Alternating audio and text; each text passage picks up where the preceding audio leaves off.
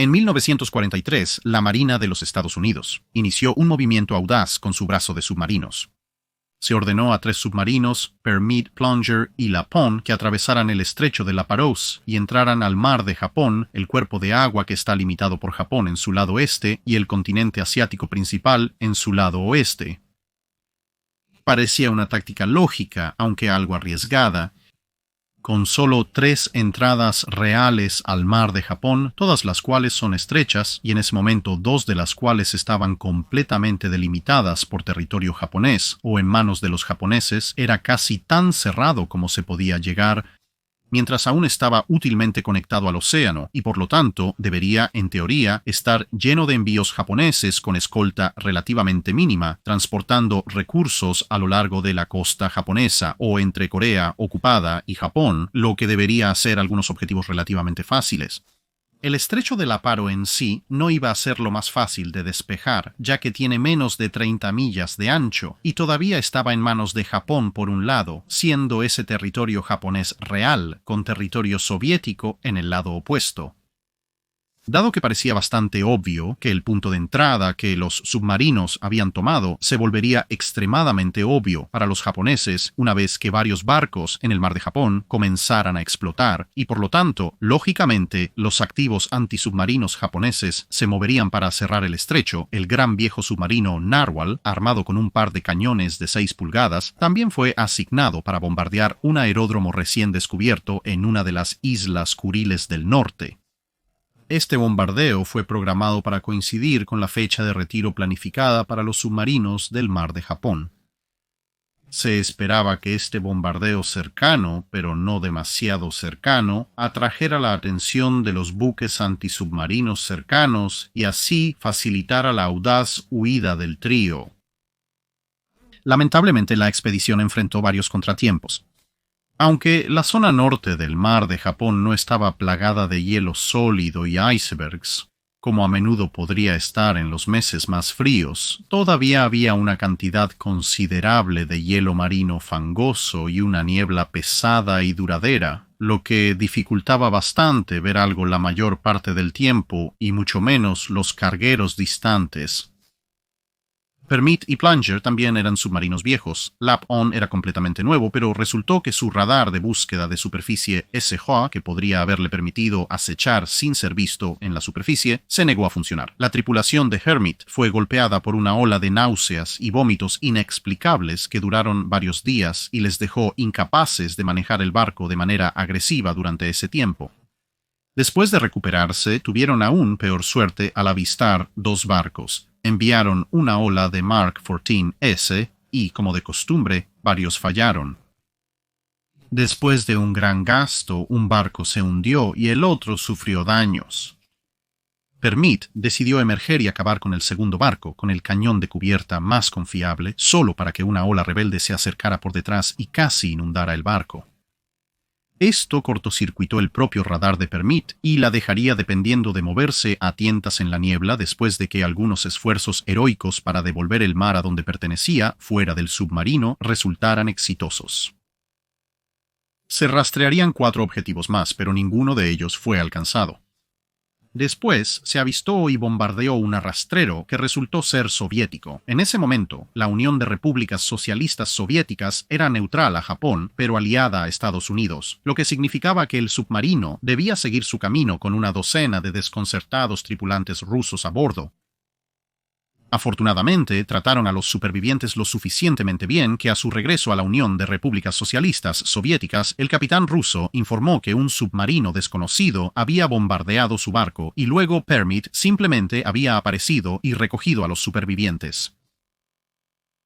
Plunger fue el más agresivo de los 3, pero en 6 ataques a varios convoyes lograron gastar la mayoría de sus torpedos a cambio de solo una muerte, el golpe de los inútiles y el estruendo lejano de los Mark 14 prematuros, siendo un estribillo demasiado común y familiar.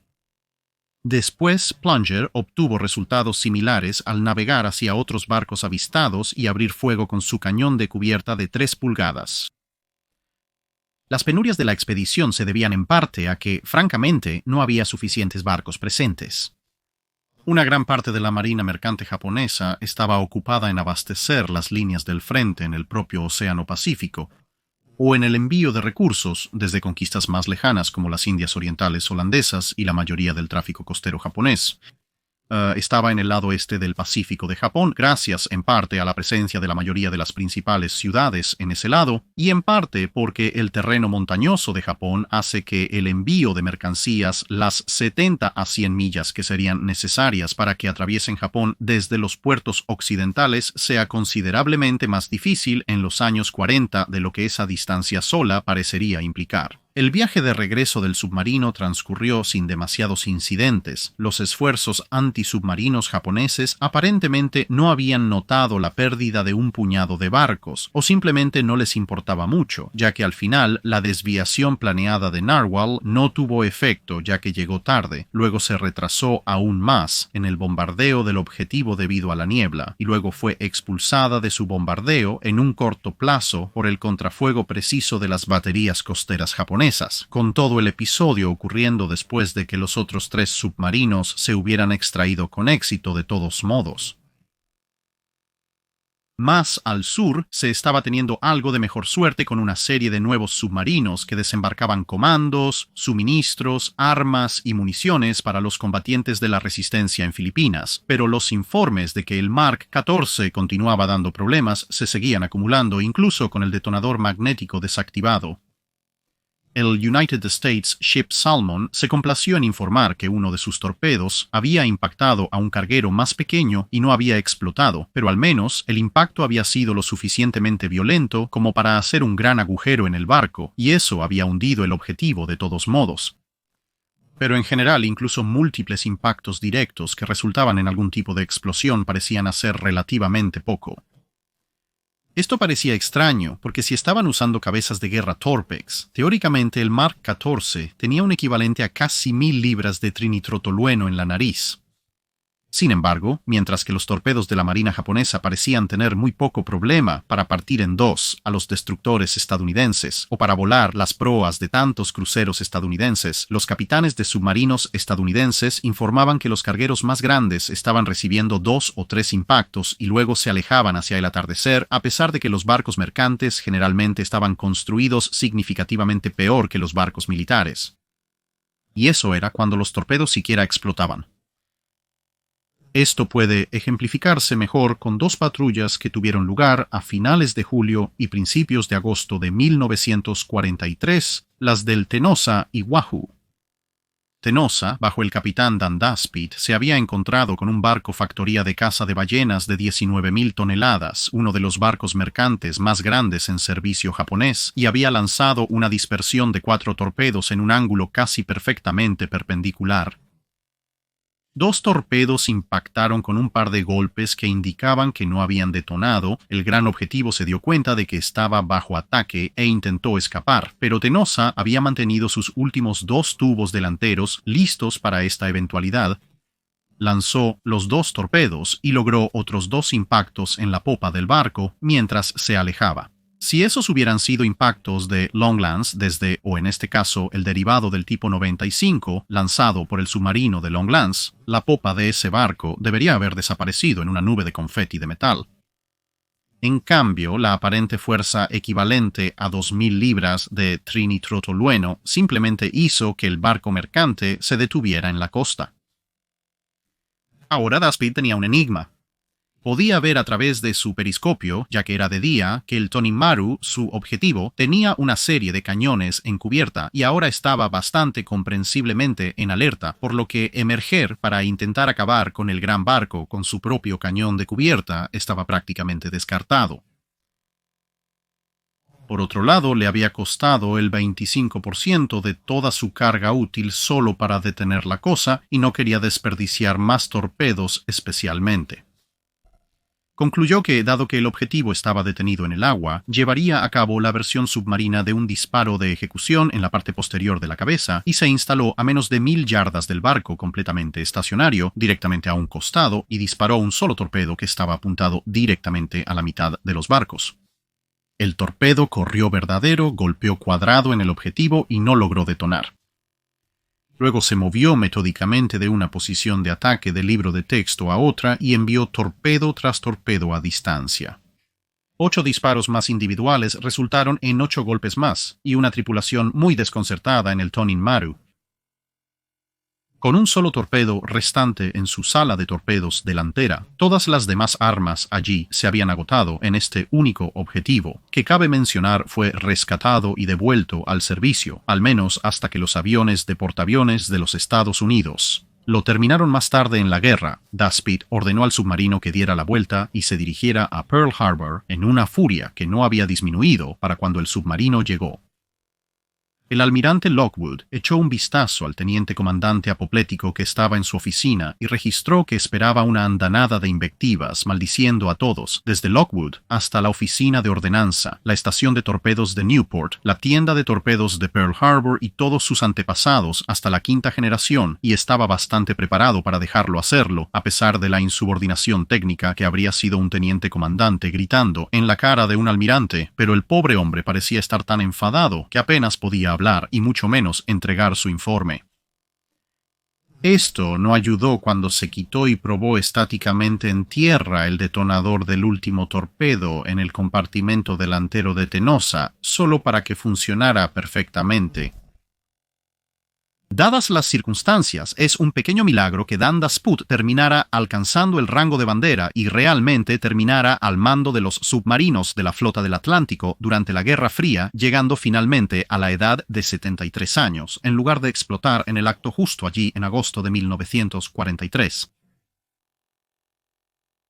Mientras tanto, con su tripulación revisada, Wahoo se había dirigido hacia el mar de Japón junto con Plunger, que volvía para un segundo intento. Iban a probar suerte en esta área nuevamente con la esperanza de potencialmente encontrar más objetivos. Decidiendo disparar tiros individuales, el capitán Morton procedió a realizar 9 ataques a diferentes objetivos. 8 disparos individuales y uno con 2 torpedos a un objetivo especialmente grande. Todos los ataques se lanzaron a menos de 1000 yardas y todos fueron recibidos por el golpe de un fracaso, a lo sumo con quizás algunas de las botellas de aire no gastadas explotando, o bien un hermoso silencio puro, con la única excepción de un torpedo que corrió poco profundo, saltó fuera del océano y luego detonó con toda su fuerza solo 23 segundos después de salir del tubo cuando golpeó una ola en su camino de regreso. Como resultó en la eventualidad de cosas, como el United States Ship Salmon, 2 de los objetivos de Wahoo resultaron realmente gravemente dañados simplemente por ser embestidos por estas varias toneladas de torpedo inerte que se desplazaban a 45 nudos, pero en ese momento Morton obviamente no lo sabía. Con un solo salvo completo de 6 en sus tubos delanteros, Morton solicitó la terminación anticipada de la patrulla y, al recibir el reconocimiento, se dirigió a casa. Mientras tanto, Plunger corrió la misma suerte. Gastó 15 torpedos para un total de 3 detonaciones reales. Luego, Wahoo logró hundir 3 pequeños barcos en su camino de regreso, pero para esto Morton usó su cañón de cubierta. ¿Qué estaba pasando exactamente? El almirante Lockwood quería saber tanto como cualquier otra persona, y con la idea más reciente que venía, el torpedo eléctrico Mark 18, que era una versión mejorada del G7E alemán por la oficina de ordenanzas, iba a haber muchas pruebas en su futuro. Habiendo logrado calmar al pobre viejo Dan Daspit lo suficiente como para que no atacara a un técnico de torpedos al azar al estilo de un Wolverine particularmente agresivo, Lockwood tomó una sugerencia del capitán Mommsen, quien era un tipo bastante inventivo. En su tiempo libre, había inventado el dispositivo de escape de submarinos que llevaba su nombre, el pulmón Mommsen, y la idea de Mommsen era llevar un montón de Mark 14s que actualmente estaban en almacenamiento en Pearl Harbor, en un submarino que estaba presente en Pearl Harbor, y dirigirse a la pequeña isla de Kahulawe, cuya costa incluía una serie de grandes acantilados verticales que luego se sumergían unos 50 pies por debajo del nivel del mar hasta el fondo del océano. Allí, propuso, dispararían torpedos a los acantilados hasta que uno no detonara, luego lo recuperarían, examinarían la cabeza de guerra.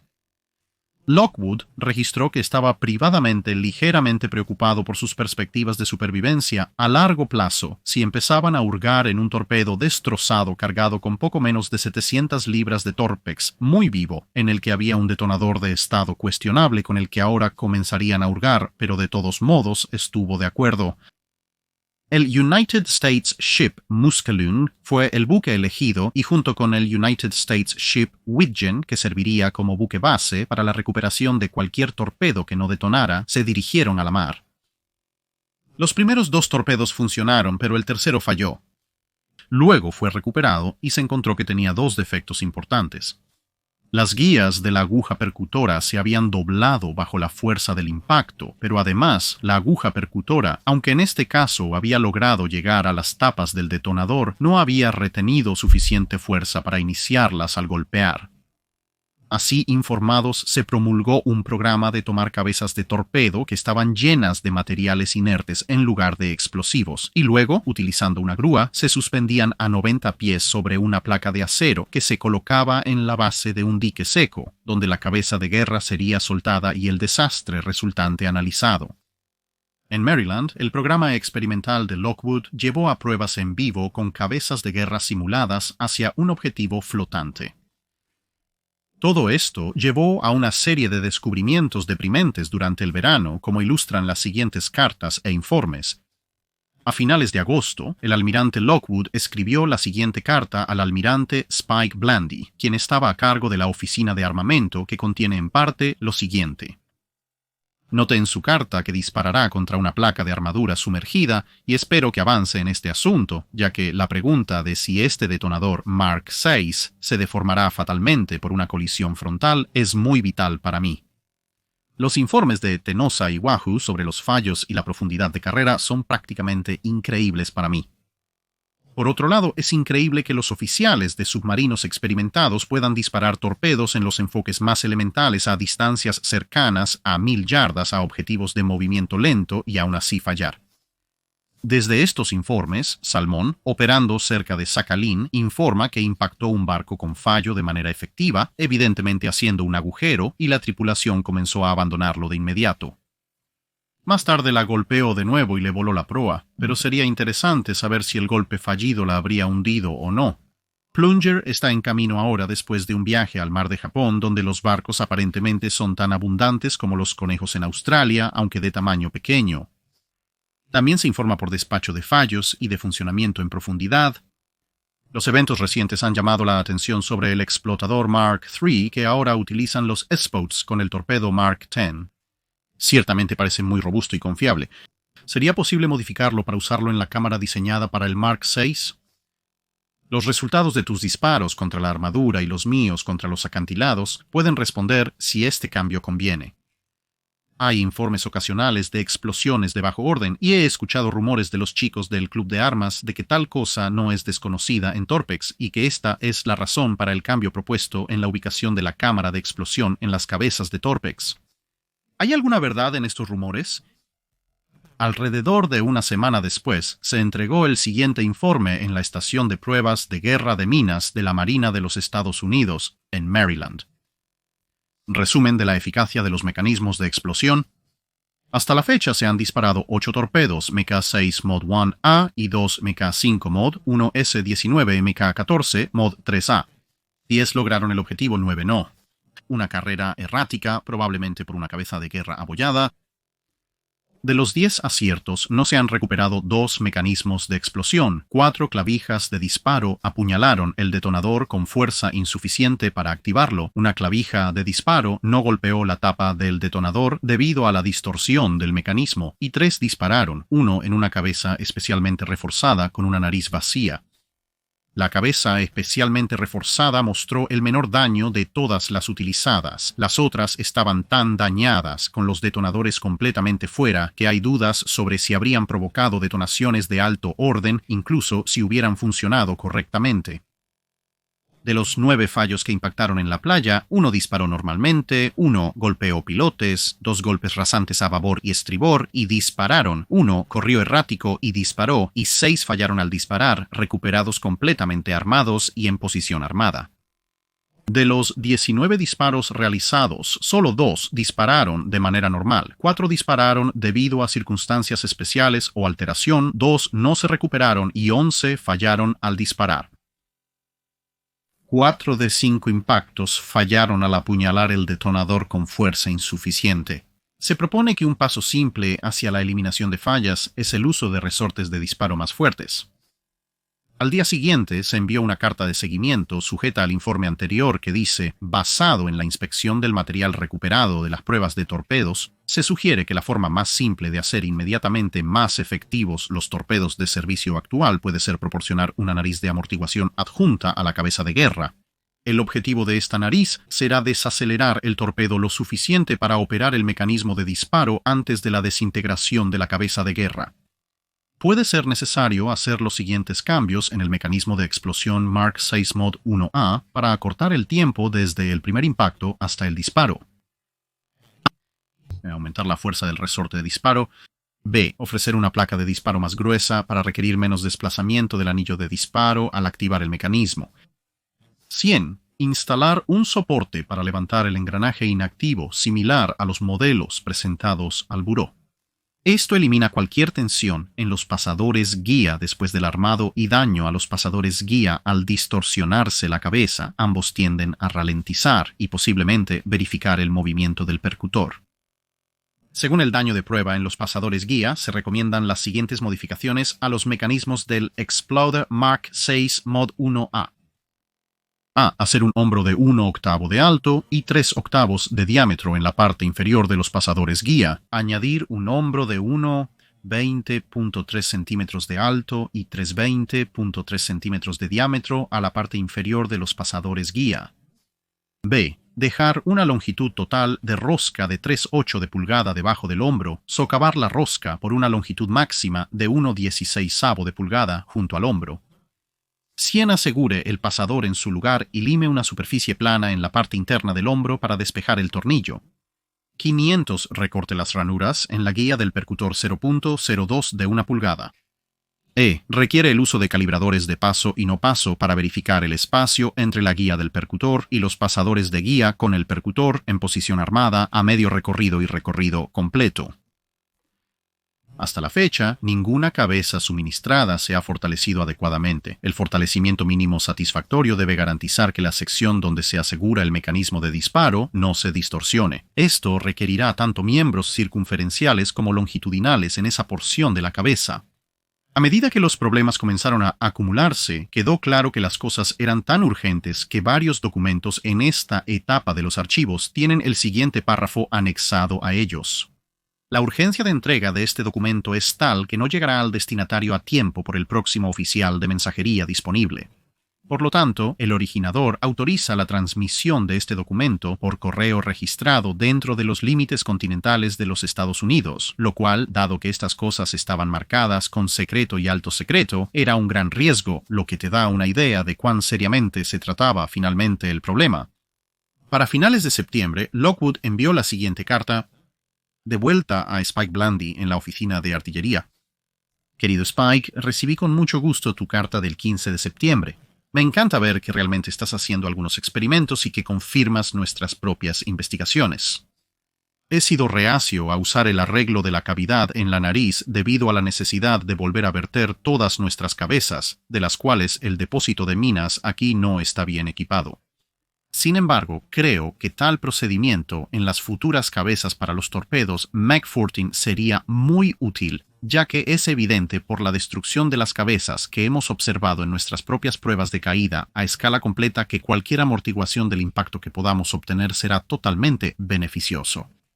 2 de las pruebas de caída que hicimos ayer abrieron la placa base y dispararon el generador hacia el dique seco, mientras que una de ellas disparó toda la placa base. Los restos del interior de la cavidad del explotador y la deformación de la pared de la propia cavidad. Es tremendo. Con frecuencia debíamos usar un cincel y martillar las paredes para restaurar su posición y extraer el mecanismo de disparo. Recordarás de mi 190.704 y mi serie confidencial 01325, fechada el 22 de septiembre, afirmamos que hasta la fecha el explotador eléctrico ofrecía las mejores perspectivas de éxito. Sin embargo, cuando usamos el torpedo completo, el microinterruptor se destrozó por completo, y desde ese momento, aunque el interruptor se ha fortalecido y protegido, solo hemos logrado inútiles con ese mecanismo. El caballo oscuro ha sido el percutor de aluminio ligero con resorte más pesado y el biselado de todas las esquinas afiladas. El taller EIR, dirigido por Tom Eddy, ha estado trabajando día y noche en este proyecto, y cada vez que uno de sus cerebros fallaba, se ponían a efectuar mejoras. Finalmente, su cerebro ha dado frutos y ha tenido éxito, pero ayer completamos 5 pruebas de caída a gran escala en el fondo del mejor dique seco del señor Furlong, y todas fueron un éxito. Naturalmente estamos en la cresta de la ola, como notarás, de mis 270.054. Anoche hablé del asunto con los almirantes Nimitz y King, quienes han estado siguiendo nuestros experimentos muy de cerca, y ambos estuvieron de acuerdo en que deberíamos poner estos en producción inmediatamente. Mañana, el Pollock tomará 5 de estos detonadores con ojivas vivas y los disparará en Kahulawe, todos en pistas de 90 grados. Estoy convencido de que no es necesario disparar en pistas oblicuas, ya que sabemos que dispararán en pistas oblicuas y en el giro del casco. De lo contrario, no estaríamos obteniendo las asombrosas bolsas que mis chicos están entregando en este momento. Lo único que podría limitar nuestro programa de producción es el suministro de aluminio. Estos percutores fueron hechos de una vieja hélice de avión y deberíamos poder encontrar muchos de esos en la isla Ford. Si las pruebas finales de disparo son exitosas o incluso moderadamente, por favor ponga sus talleres a trabajar en efectuar las modificaciones tal como las hemos hecho aquí e intente evitar que hagan cualquier mejora llamada. Sabemos que este equipo funcionará y para una solución temporal, a la espera de un nuevo diseño, no necesitamos ninguna mejora.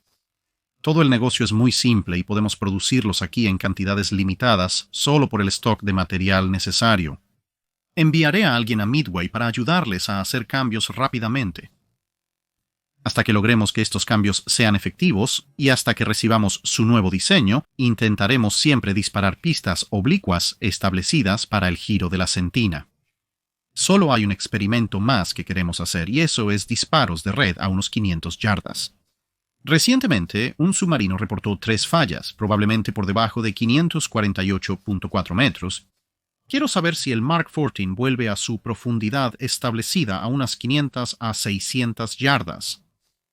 Tuvimos una visita muy agradable e instructiva de Ruddock la semana pasada y repasé toda la situación con él. Nos contó todos tus planes para un nuevo explotador magnético y también para un nuevo explotador de contacto. Ambos serían bienvenidos, ya que la única forma segura de conseguir estos pequeños buques de escolta de calado ligero es con un disparo magnético. Estos pequeños buques se están convirtiendo en una plaga y son más eficientes y peligrosos que los destructores. Agradeceríamos algún tipo de torpedo acústico lo antes posible, ya que, como sabes, son objetivos muy pequeños y requerirán algo para perseguirlos.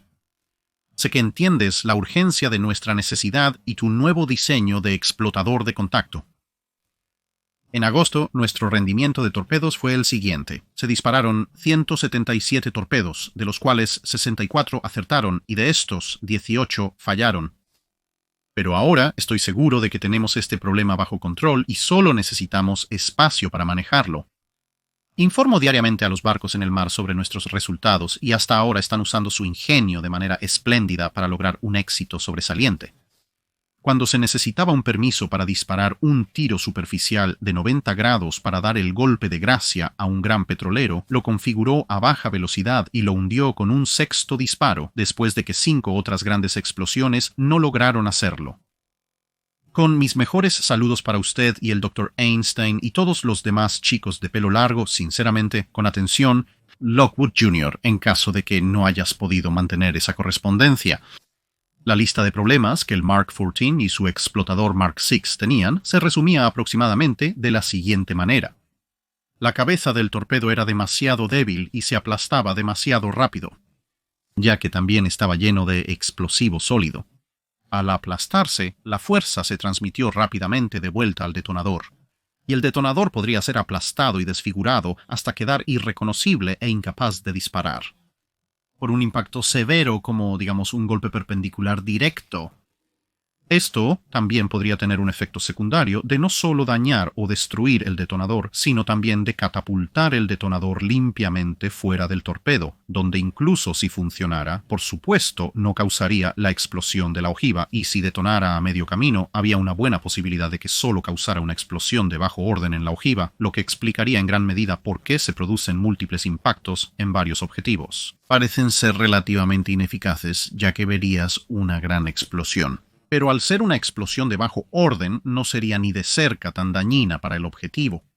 Aunque no se podía hacer nada con los torpedos existentes, había varios cambios que se podían hacer para ayudar con esto, en parte como se mencionó en una de las cartas e informes para fortalecer la estructura de la punta del torpedo en sí, y en parte también vertiendo el explosivo de tal manera que dejara un hueco en la nariz del torpedo que luego se aplastaría.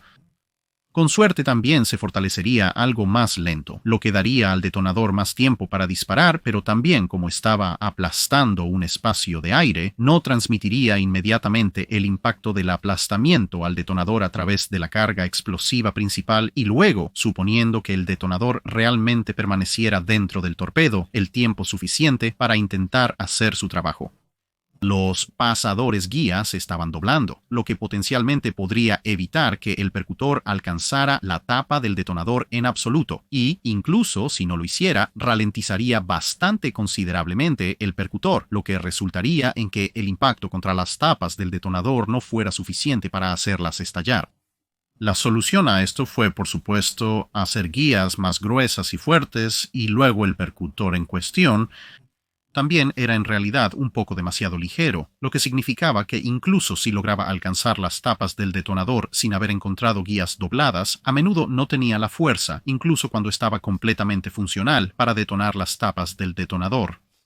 La solución a esto fue, obviamente, hacer un percutor más grande y pesado, pero por supuesto, más masa propulsada por el mismo resorte de disparo resultaría en un impacto más lento y la velocidad de funcionamiento del detonador era uno de los principales problemas porque necesitaban que el detonador funcionara antes de que la trituración de la cabeza de guerra alcanzara el detonador y luego, obviamente, también aplastaría el detonador y por lo tanto también necesitabas hacer resortes más fuertes para que el percutor más pesado fuera propulsado más rápido y con más fuerza en las tapas del detonador, lo que también significaría que incluso si las guías reforzadas especialmente se doblaban, aún forzarían su camino más allá de las guías en primer lugar y con suficiente energía para detonar las tapas del detonador y con suerte todo esto sucedería antes de que el final de la cabeza de guerra del torpedo se hubiera aplastado hasta un punto que expulsara el explotador Mark VI del torpedo de todos modos, y todo el asunto necesitaba mucha lubricación, porque un informe técnico adicional notó que con la carga G típica de 6 a 800 del detonador siendo golpeado hacia adelante cuando el torpedo golpea el costado de un barco, y en algunos casos los acelerómetros registraron bien por encima de 1400 G,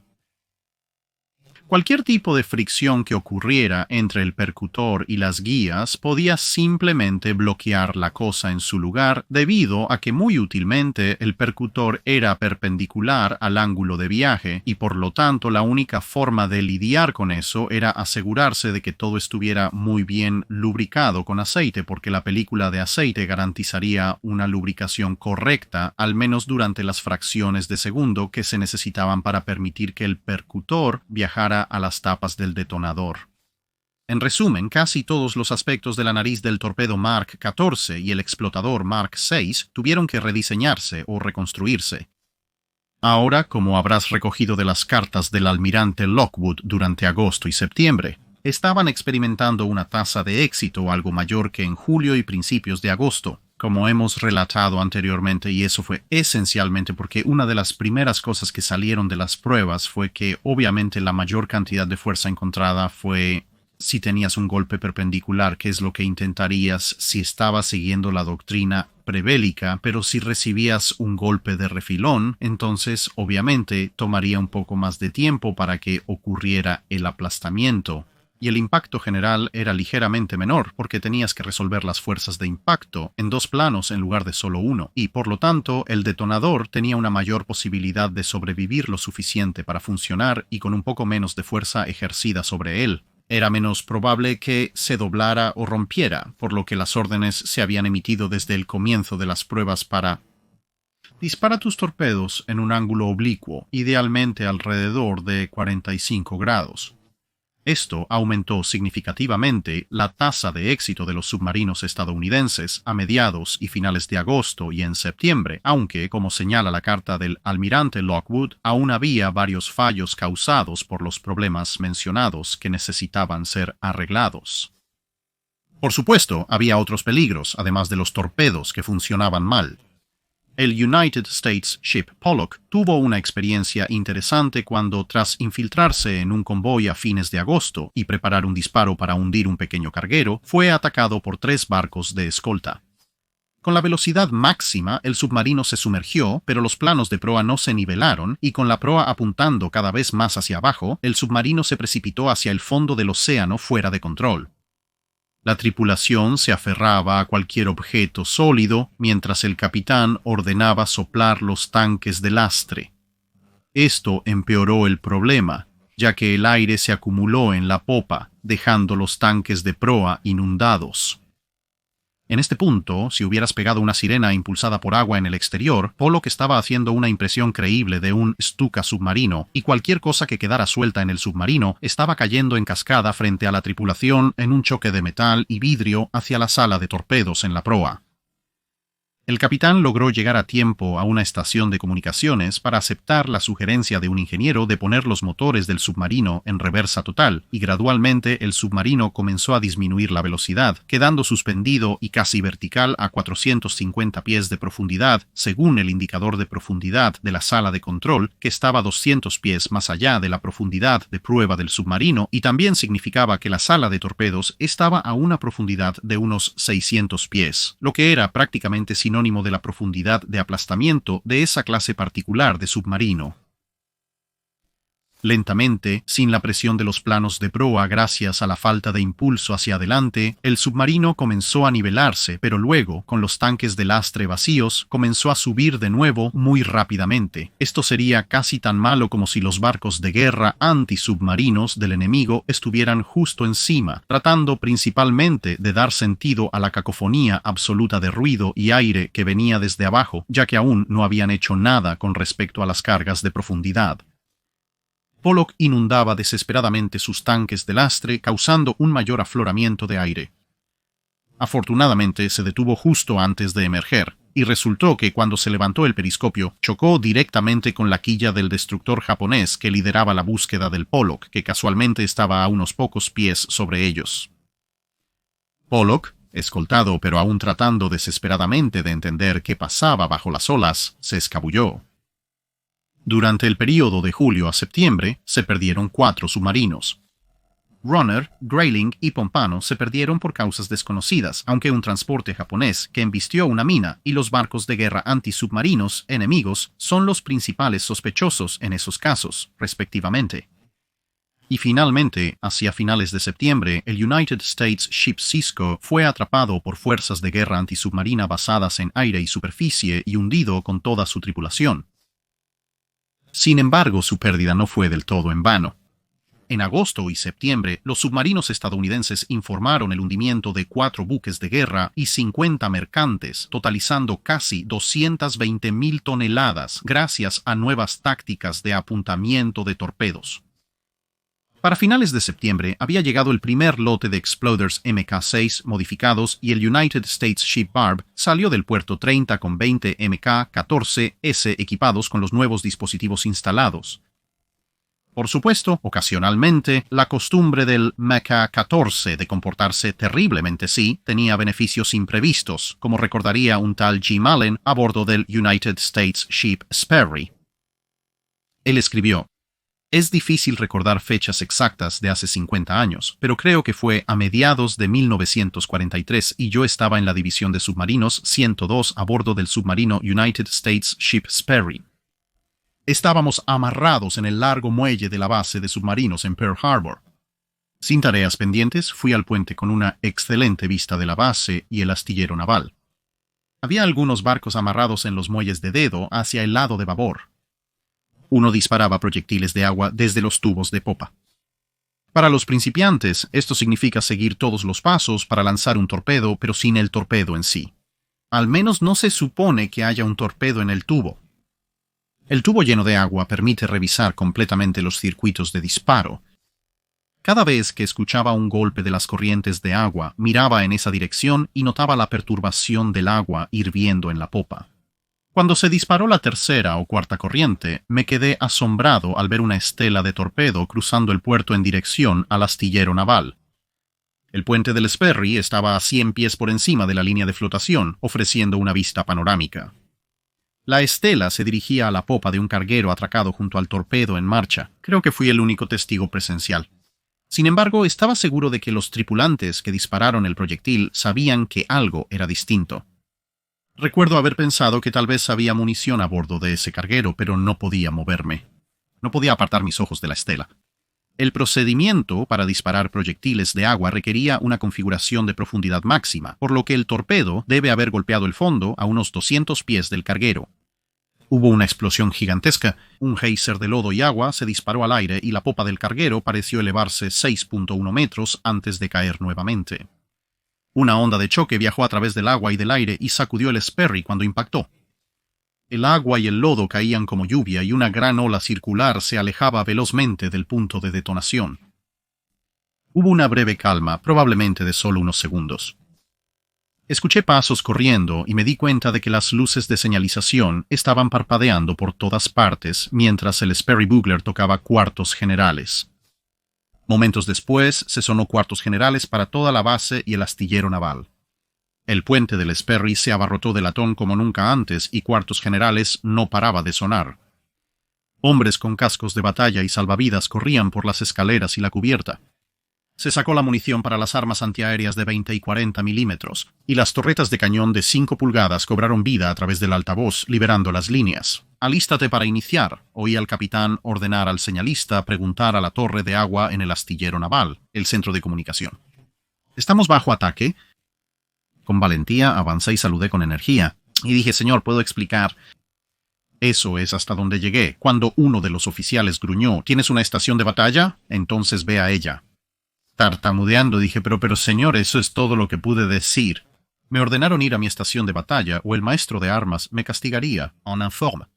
Mi puesto estaba en el depósito de municiones del cañón de 5 pulgadas de popa, cargando proyectiles en un montacargas. Finalmente, los chicos que dispararon el torpedo admitieron su error.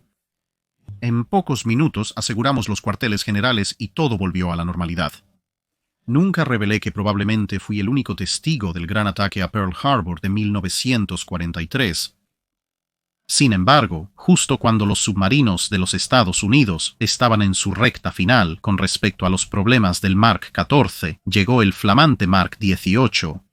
Basta decir que cubriremos ese torpedo en su propio video junto a esta serie, pero su lista de problemas incluía, pero no se limitaba, a baterías que emitían constantemente grandes cantidades de gas hidrógeno, lo que podría resultar en explosiones de capa de combustible ya sea en el torpedo, en el tubo del torpedo o en el submarino. El almirante Lockwood y su personal resolvieron esto temporalmente conectando un cable de nichrome a la matriz de la batería como un filamento de bombilla sin protección. Esto no detuvo la producción de hidrógeno, pero sí lo quemó constantemente en pequeñas cantidades.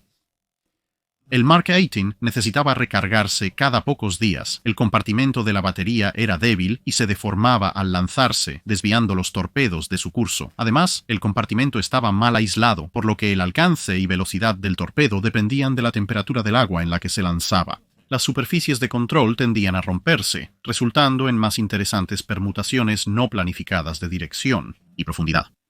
También era incapaz de alcanzar 30 nudos y, por lo tanto, necesitaría ser lanzado a rangos muy cortos o con una desviación significativamente mayor que el Mark 14, y los torpedos de esa velocidad más lenta no habían sido anticipados por los diseñadores de la computadora de datos de torpedos, el Torpedo Data Computer, el sistema de control de fuego para los submarinos modernos de Estados Unidos, lo que significaba que cuando estabas ingresando las variables en el Torpedo Data Computer tenías que interpretar interpolar bastante si querías disparar un Mark 18 durante bastante tiempo durante la Segunda Guerra Mundial. El 8 de septiembre de 1942, el United States Ship Wahoo partió en otra patrulla. La fe de Mosh Morton en el Mark 14, que en esa etapa recuerda que aún no se había arreglado, estaba tan completamente rota que aceptó llevar 2 docenas de Mark 18 modificados a mano en su lugar, junto con Bob Logue, uno de los mejores técnicos del almirante Lockwood, quien había pasado gran parte del verano lidiando con lo peor de las ofensas del Mark 18 contra Dios, el hombre, la cordura y el orden natural.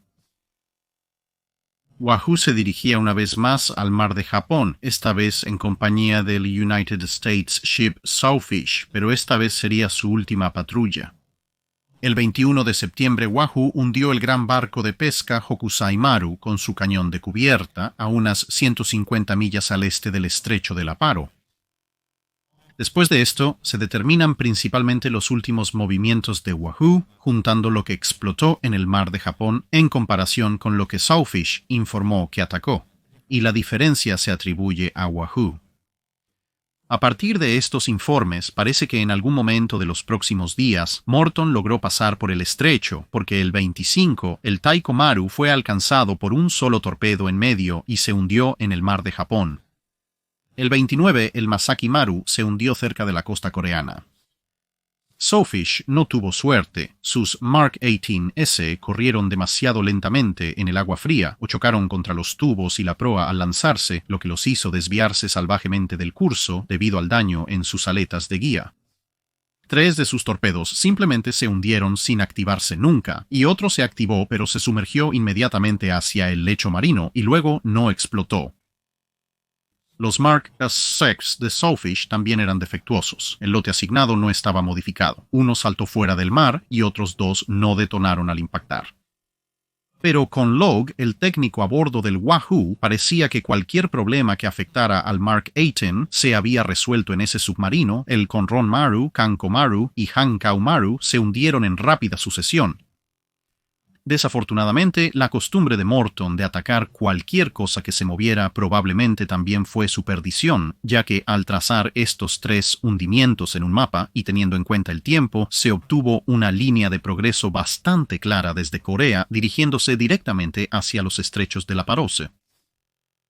Por lo tanto, el 11 de octubre, 2 hidroaviones japoneses y 3 buques de guerra antisubmarinos estaban esperando en el extremo este del estrecho, y a las 09:20, uno de los aviones avistó una pequeña mancha de aceite del tipo que se descargaba ocasionalmente por los lubricantes de los ejes de las hélices de un submarino. En las aguas claras iluminadas por el sol naciente, luego avistó la sombra oscura de una torre de mando de submarino justo debajo de la superficie. Al sumergirse, el avión soltó una bomba que aparentemente detonó debajo del submarino, forzándolo temporalmente hacia arriba con el casco rompiendo la superficie. La segunda bomba que llevaba el avión causó que burbujas de aire y aceite espeso subieran a la superficie. Luego apareció el segundo avión y se lanzaron más bombas, mientras la forma de Wahoo aparecía ocasionalmente en las profundidades de las aguas cristalinas. Las manchas de aceite resultantes dejaron claro que el submarino estaba gravemente dañado, ya que había girado bruscamente hacia el noroeste y se dirigía hacia las aguas soviéticas, lo que en este punto de la guerra habría significado que habrían sido internados, pero también habrían estado seguros. Luego el avión se dirigió rápidamente al puerto más cercano que tenía bombas listas para ellos, se rearmó y volvió a salir. Se lanzó bomba tras bomba y pronto comenzaron a aparecer burbujas de aire delante de la creciente mancha de aceite.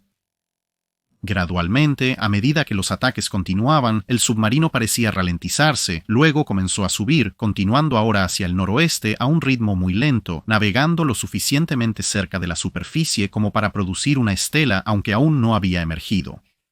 La cantidad de aire que reportaron los pilotos que subía hace probable que en este punto se hubieran violado múltiples compartimentos, y el submarino pudo haber estado intentando emerger para sacar a la tripulación.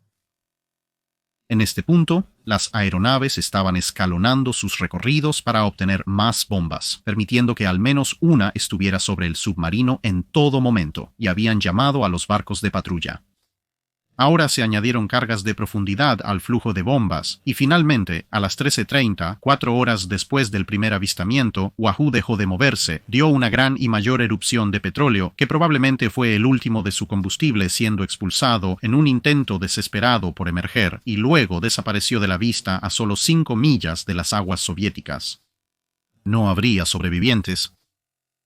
Esto, por supuesto, era desconocido para la Marina de los Estados Unidos, que envió aviones de búsqueda a lo largo de la ruta de regreso a Midway en caso de que el Wahoo que no informaba estuviera dañado e incapaz de comunicarse por radio. Se la consideraría atrasada y presumiblemente perdida el 9 de noviembre de 1943. Su antiguo primer oficial, O'Kane, pasaría el resto del año convirtiendo su nuevo mando, el United States Ship Tank, en una máquina apta para vengar a su antiguo CO y amigos a bordo del Wahoo. De vuelta en Pearl Harbor, además de continuar los esfuerzos para intentar arreglar el Mark 18, el almirante Lockwood tenía que defenderse de otra amenaza, el Departamento de la Marina y sus brillantes ideas. Notaron que la Kriegsmarine había desplegado U-boats antiaéreos ese verano y propusieron cambios similares en los submarinos estadounidenses. Excepto que en lugar de cubrir los submarinos con Oerlikons y Bofors, habían surgido con otras brillantes ideas, como un lanzacohetes en forma de cono de 8 toneladas que se suponía debía montarse en la popa del velero del submarino, que luego se suponía que dispararía un gran cohete arrastrando una línea de alambre de acero directamente hacia el aire. La idea era que un avión que estuviera pasando sobre el submarino en una carrera de ataque o bien enredaría su hélice o cortaría un ala. El pequeño problema de que cualquier avión así atrapado ya hubiera soltado su carga explosiva para cuando pasara sobre el submarino parecía completamente perdido para ellos, al igual que las solicitudes de explicar por qué un lanzacohetes y un carrete de alambre pesaban 8 toneladas. No obstante, ante las fuertes objeciones a esta y otras ideas igualmente extrañas, recurrieron a la idea un poco más sensata de cubrir los submarinos con cañones impermeables de 20 milímetros o 40 milímetros. Aunque el almirante Lockwood y la mayoría de los capitanes de submarinos de la época preferían que sus submarinos tuvieran una silueta más pequeña y simplemente se sumergieran para escapar de los aviones entrantes. No se podía descartar a los aviones japoneses de guerra antisubmarina, eso era seguro, pero el poder aéreo japonés, incluso cerca de las islas principales, no se parecía en nada al que ejercían los aliados sobre el Atlántico, y la Fuerza Aérea de la Marina Imperial japonesa ya estaba en declive. Los U-boats de Flak resultaron ser un callejón sin salida, sin más detalles. El almirante King aportó una idea que a todos les gustó. Sugirió un montaje antiaéreo de múltiples cañones que podría ser operado remotamente a través del periscopio, por lo que no requería que nadie estuviera realmente en cubierta, pero resultó que, aunque la idea se implementó, era un poco demasiado complicada para completar y poner a funcionar completamente antes de que terminara la guerra, aunque algunos de los frutos de esa idea se verían más tarde en algunas de las torretas controladas a distancia en los bombarderos de la posguerra. Más inmediatamente hubo la primera entrega de alcances PPI para el radar de submarinos. Esta es la clásica pantalla redonda con los diversos puntos distintos que aparecen como un haz que la barre, que comúnmente asociamos con los alcances de radar en estos días, en contraposición a las líneas puntiagudas de estilo osciloscopio que habían caracterizado a los radares anteriores. Esto fue de gran ayuda para entender más inmediatamente la salida de los radares de búsqueda que se estaban instalando en los submarinos, que ahora venían en versiones de búsqueda de superficie y aérea, y estos sistemas de radar se estaban instalando en submarinos más antiguos y se equipaban en los nuevos desde el principio. Pero además del Wahoo, los últimos 3 meses de 1943 verían la pérdida de otros 5 submarinos. El S-44 fue hundido tras atacar en superficie un contacto de radar que creían era un pequeño mercante, pero resultó ser un buque de escolta japonés fuertemente armado. El Dorado se perdió en su viaje inaugural antes de ver acción mientras transitaba por el Caribe, víctima de un avión amigo o un campo de minas alemán, dependiendo de a quién creas. La Corvina llegó a la zona de combate, pero también fue hundida en su viaje inaugural, esta vez por el submarino japonés I-176, que avistó a la Corvina en la superficie cerca de Truk y la torpedeó. Sculpin se perdió en la misma área mientras atacaba un convoy de mercantes rápido. El comandante del convoy japonés logró predecir su patrón de ataque y dejó al destructor Yamagumo al acecho. Por último, para 1943, la Caplin desapareció en el mar de Celebes, ya sea víctima de minas o de acción directa del enemigo. En una nota más positiva, en octubre se desplegaron por primera vez submarinos de la Marina de los Estados Unidos, con el propósito especial de salvar vidas. Con la inminente invasión de las islas Gilbert, se planeó una incursión en las islas Marcus para que las tripulaciones de vuelo de los muchos nuevos portaaviones se entrenaran en una carrera de ataque en vivo, y se preguntó si los submarinos podrían posicionarse cerca de las islas para rescatar a los pilotos cuyos aviones podrían sufrir daños y verse obligados a abandonar en poco tiempo, ya que esto se consideraba preferible a caer en manos enemigas por una lista muy larga de razones. El United States Ship Snook fue asignado para esta prueba, pero en el evento ningún avión se hundió cerca de ella, y por lo tanto la primera prueba completa de la idea llegó cuando se lanzó una incursión en la isla Wake. El United States Ship Skate asistió a esto, navegando lo suficientemente cerca como para ser atacado por baterías costeras y ametrallado por un Zero, hiriendo a su oficial ejecutivo. Sin embargo, logró rescatar a 2 pilotos y, con los pilotos heridos y el oficial ejecutivo a bordo, dio la vuelta y se dirigió de regreso a Midway. Pero luego recibió una señal de que se habían trazado más posiciones de pilotos y volvió a regresar a regañadientes. Como señaló Lockwood, fue una decisión difícil, pero finalmente correcta. Su ex o Maxon murió 2 días antes de que el submarino pudiera haber llegado a Midway incluso a máxima velocidad. Siendo realistas, no había nada que hacer para salvarlo. Pero al dar la vuelta, se localizaron y salvaron a 4 aviadores más. El último en ser recogido fue el comandante del grupo aéreo Mark A, Grant. De nuevo, según el almirante Lockwood, más tarde en la guerra, su hermano, el comodoro Grant, estaba a cargo de la base naval en el atolón Majuro. Cuando los submarinos arribaron al atolón Majuro, descubrieron que, según el comodoro de la base, nada era demasiado bueno para ellos. Asimismo, el United States Ship Lexington, principal beneficiario del rescate de Skate, le envió un mensaje diciendo que cualquier cosa en Lexington era suya si la pedía. Si es muy grande para cargarlo, lo cortaremos en trozos más pequeños. Skate no empeoró las relaciones al pedir su máquina de helados como compensación, pero sus esfuerzos tuvieron tal efecto que desde entonces los salvavidas de submarinos se volvieron permanentes en las operaciones de los portaaviones donde se planearan operaciones aéreas. Con el Mark 14 finalmente bajo control y nuevos submarinos entrando en línea cada semana, Lockwood decidió cambiar un poco las cosas y decidió traer manadas de lobos. Estos diferían un poco de los esfuerzos de la Kriegsmarine. Los convoyes japoneses eran típicamente del 10 al 20% del tamaño de los aliados, y los submarinos estadounidenses tendían a llevar más y más radar y sonar avanzados que la mayoría de la flota de escolta de Japón. Por lo tanto, en lugar de los números de 2 dígitos de submarinos, todos regulados desde tierra, Lockwood decidió sobre pequeños grupos de submarinos que en su mayoría serían coordinados en el mar desde un submarino líder, con Pearl Harbor solo enviando actualizaciones de inteligencia. La otra gran diferencia fue que Lockwood se aseguró de que solo los submarinos con tripulaciones experimentadas fueran enviados a estos deberes, a diferencia de los U-boats de la Kriegsmarine que ya estaban agotando la flota de superficie y francamente cualquier otro lugar donde pudieran encontrar personal rápidamente entrenado y por lo tanto algo inexperto para mantenerse al día con las tasas de pérdida. Los Wolfpacks de los Estados Unidos comenzaron entrenando en los convoyes entrantes de los Estados Unidos que se dirigían a Pearl Harbor, después de dar, por supuesto, la debida advertencia para evitar que se les confundiera con atacantes reales y luego fueran realmente atacados con cargas de profundidad por los escoltas. El primer Wolfpack desplegado operativamente fue un trío compuesto por el CERO Shad y Grayback bajo el mando general del capitán Mommsen.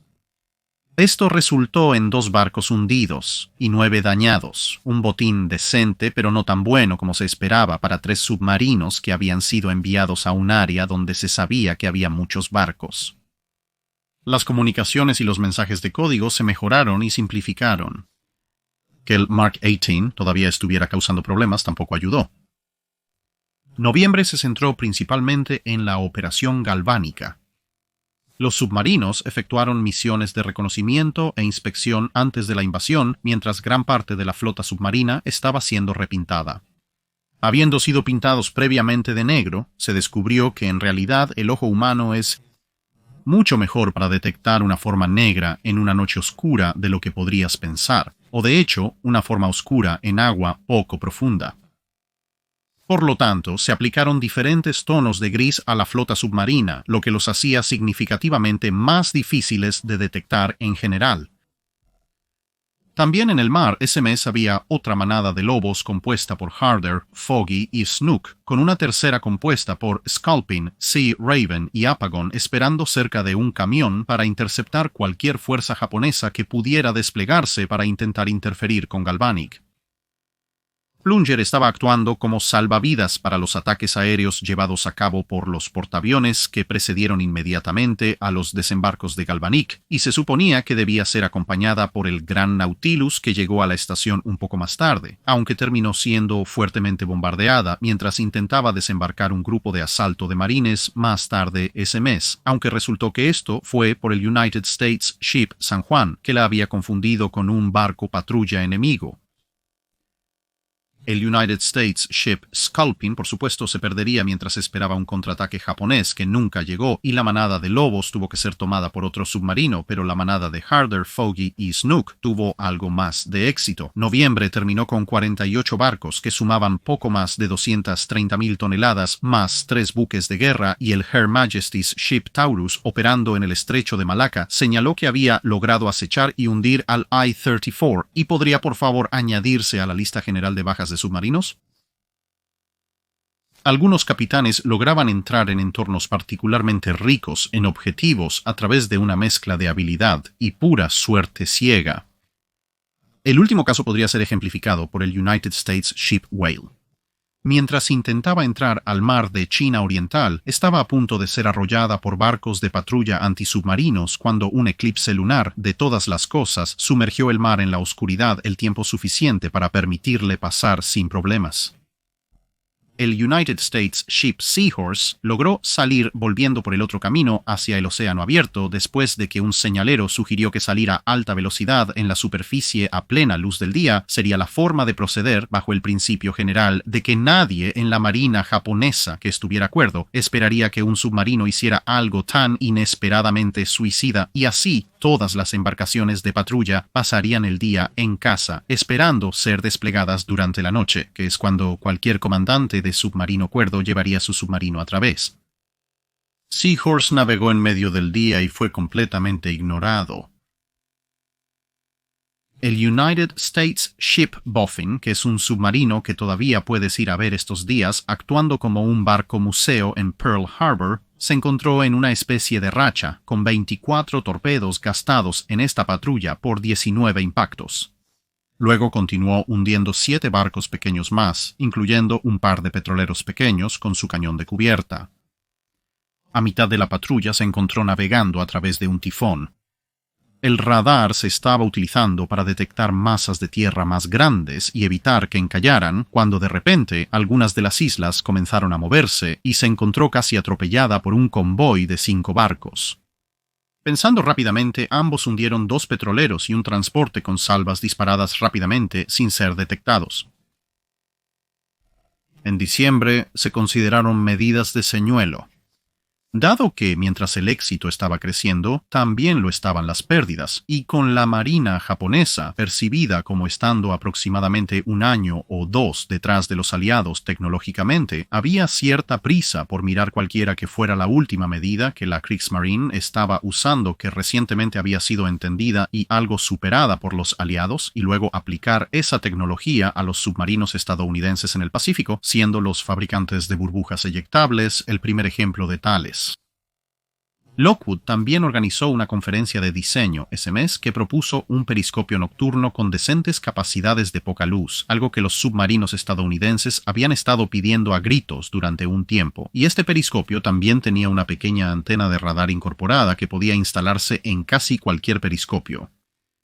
Esto permitiría realizar un grado de búsqueda de radar incluso cuando el submarino estuviera completamente sumergido, aunque no sería hasta el final del verano de 1944 cuando esta particular combinación de periscopio nocturno y radar finalmente se desplegara operativamente. Más inmediatamente útil fue la llegada de un cañón de cubierta calificado para submarinos de 5 pulgadas, que podría usarse para reemplazar las armas bastante anémicas de 3 y 4 pulgadas, así como un lanzador para los señuelos de burbujas mencionados anteriormente. En la conferencia también se encontró que el sonar tipo FM, que también podría usarse para detectar minas, un sistema identificación amigo o enemigo funcional para submarinos y un fatómetro de funcionamiento silencioso para usar en las costas enemigas, estaban listos para su despliegue inicial. Diciembre también vería una fantástica demostración de marinera, con una tragedia imprevista añadida cuando el United States Ship Sailfish se encontró avanzando lentamente en medio de una tormenta intensa. Las olas eran tan fuertes que el submarino solo podía hacer 12 nudos en la superficie a plena potencia, y cuando el radar detectó grandes objetivos moviéndose adelante a 18 nudos, se sumergió con solo su antena de radar sobresaliendo de las depresiones de las olas. Los datos resultantes se procesaron a través de la computadora de datos de torpedos y se dispararon los torpedos. Esto causó 2 impactos y el radar indicaba que el contacto más grande estaba girando. Se dispararon otros 3 torpedos, resultando en 2 impactos más, y finalmente la lluvia comenzó a disminuir y Sailfish finalmente pudo ver a qué había estado disparando. Resultó ser el portaaviones de escolta Chuyo de 18.000 toneladas. 3 disparos más desde los tubos de popa lograron un par de impactos más, y después de haber recibido 6 torpedos, el portaaviones finalmente volcó y se hundió. Aunque Sailfish tuvo que esquivar un crucero pesado que casi los atropella inadvertidamente, al parecer había estado en el otro lado del portaaviones. La tragedia fue que Chuyo en realidad llevaba a bordo a 21 sobrevivientes del Sculpin, el submarino que se había quedado y ayudó a rescatar a la tripulación del Sailfish, cuando ella era el United States Ship Squalus en mayo de 1939.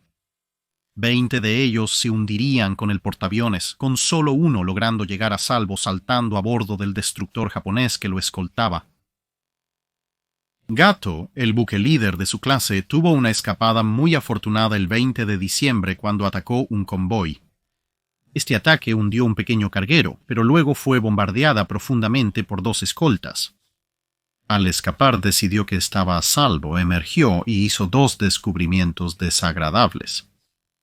Primero, las escoltas estaban a menos de 2.000 yardas de distancia, lo que provocó una persecución al estilo Benny Hill bajo la lluvia, lo cual se tornó más peligroso por el otro descubrimiento. Una carga de profundidad armada, pero no detonada, se encontraba en la cubierta del submarino. Una vez que estuvieron fuera del alcance de los disparos de las escoltas, la carga de profundidad fue movida con cuidado a un bote inflable que luego fue abandonado a la deriva con una lenta fuga en él, cortesía de un cuchillo de buceo, con la esperanza de que el objeto se hundiera en el camino de las escoltas perseguidoras y les causara algunas preocupaciones adicionales. Una semana después, Gato se encontró luchando en una batalla armada en movimiento con un hidroavión japonés del cual salió mejor gracias a sus gemelos de 20 milímetros Oerlikons y una ametralladora calibre 50. Diciembre concluyó con 29 barcos mercantes, totalizando 127.000 toneladas, y 3 barcos de guerra totalizando 22.000 toneladas que habían sido hundidos, con Silversides, otro submarino que aún puedes visitar hoy en día, aunque ese está en los Grandes Lagos, habiendo obtenido una buena captura cada mes durante el último trimestre, cerrando su año con 3 objetivos que fueron todos hundidos en una sola noche. 1943 concluyó así con el servicio de submarinos de los Estados Unidos, habiendo reclamado 308 barcos mercantes, totalizando poco más de 1.365.000 toneladas y 22 barcos de guerra de diversos tamaños, totalizando poco más de 43.500 toneladas, todos hundidos. Considerablemente más barcos habían sido dañados, y la única mosca en la sopa, en el futuro, iba a ser solucionar los últimos defectos del Mark 18, mientras esperaban que Bjord no tuviera más ideas brillantes para armas mejoradas en 1944.